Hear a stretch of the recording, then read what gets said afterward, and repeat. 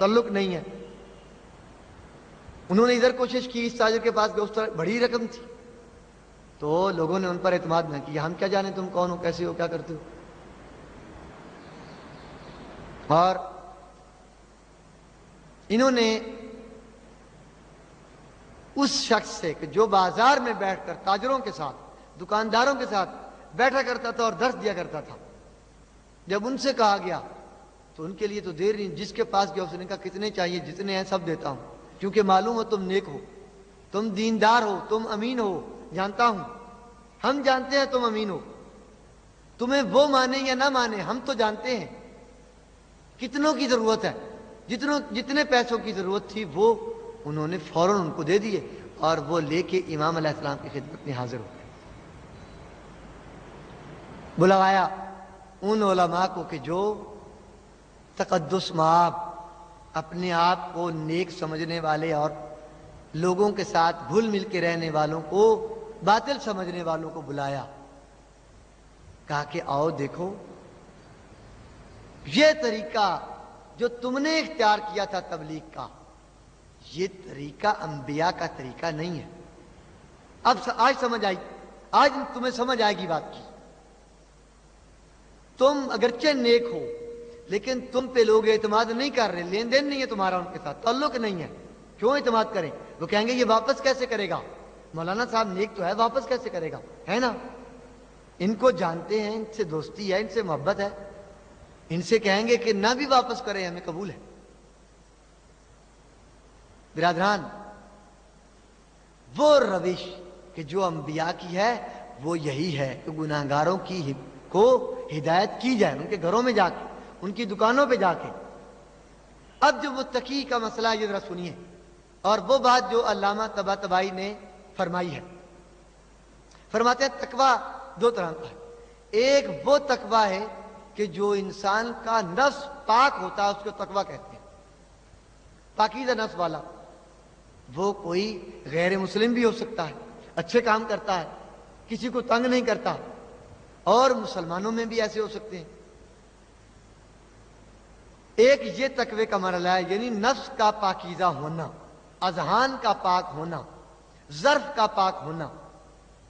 اور ایک وہ تقوی ہے جو قرآن و سنت کے بعد آتا ہے.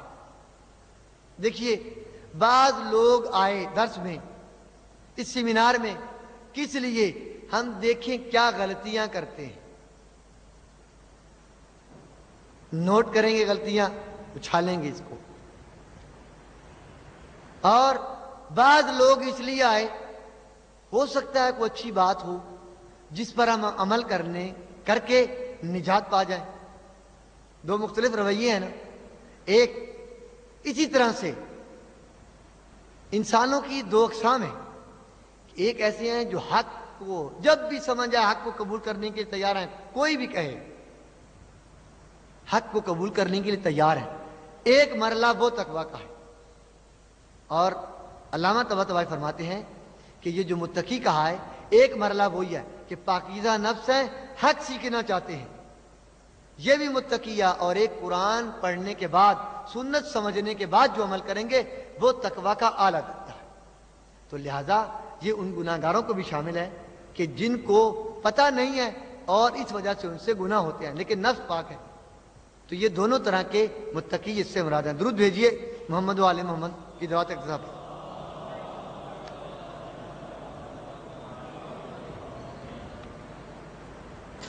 برادران, یہ مفہوم سے متعلق ہے, اور یہ کہا ہے کہ میں نے آقا مرتضیٰ سے بھی سوال کیا ہے اور صحیح طریقے سے نہیں جواب ان کو ملا.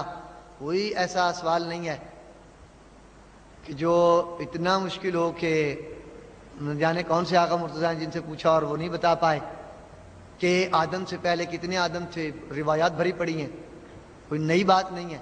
جن کا یہ سوال ہو بعد میں تشریف لائے, میں اگر وقت ہوا تو تفصیلاً اس کا جواب دے دوں گا. یہ کوئی مسئلہ ایسا نہیں ہے کہ جو نیا ہو آج پوچھا جا رہا ہو. درود بھیجیے محمد و آل محمد کی ذوات اقتضا پر. قرآن خدا کا کلام ہے یا مخلوق کا؟ تو طے شدہ ہے کہ یہ خدا کا کلام ہے, اسی لیے تو ہم اسے مانتے ہیں. مخلوق کا کلام تو یہ بہتان تھا، یہ کافروں کا بہتان تھا، یہ اپنے پاس سے گھڑتا ہے اور کہتا ہے کہ یہ اللہ کا کلام ہے۔ اور قرآن نے یہی بتایا، وحی کی یہ حقیقت ہے کہ جو انسانی افکار نہ ہو۔ کیوں برادران، یہ بات ذرا غور سے سنیے گا، انسانی افکار اگر انسانی حیثیت سے رسول اللہ خود سوچتے تو وہ پھر مکہ ہی کی پیداوار تھی، پھر اعتراض حق ہے بعض لوگوں کا جو یہ کہتے ہیں کہ یہ علاقائی دین ہے۔ اگر رسول اللہ اپنے طور پر خدائی نظام نہیں ہے، ادھر سے وہی نہیں اتری، ان کی اپنی سوچ ہے، تو یہ سوچ مکہ ہی کی سوچ ہے، یہ سوچ جزیرہ نمائے عرب کی سوچ ہے، پھر یہ عالمی نظام نہیں ہے۔ عالمی نظام ہے ہی تب، الہی نظام ہے ہی تب کہ یہ وحی الہی ہے اور کلام خالق ہے۔ درود بھیجیے محمد والے محمد کی ذات اقتضا پر۔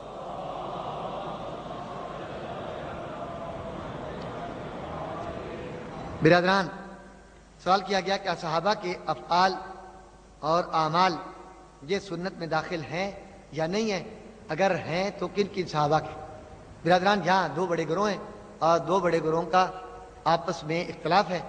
ایک گروہ ایسا ہے کہ جو کہتے ہیں کہ سنت میں وہ اعمال جو انہوں نے رسول اللہ کو دیکھ کے کیے وہ سنت کا حصہ ہیں، لیکن اصل میں جو سنت ہے ان کے نزدیک وہ رسول اللہ کے افعال ہیں، کیونکہ انہوں نے بھی ان کی اتباع کی، اس وجہ سے ان کو وہ اہمیت دیتے ہیں۔ اور ہم بھی یہی کہیں گے کہ رسول اللہ، اور اس کے ساتھ اضافہ کریں گے معصومین کے افعال و کردار، یہ سنت میں داخل ہے۔ اور وہ صحابہ کہ جنہوں نے ان کی اتباع کی ہے، وہ صحابہ رسول ہوں تب جنہوں نے اہل بیت اطہار کی اتباع کی ہے، جنہوں نے وہ دین کی تعبیر لی ہے جو جناب امیر نے بتائی، جو امام حسن اور امام حسین علیہ السلام نے بتائی، درود بھیجیے ان کی ذات پر۔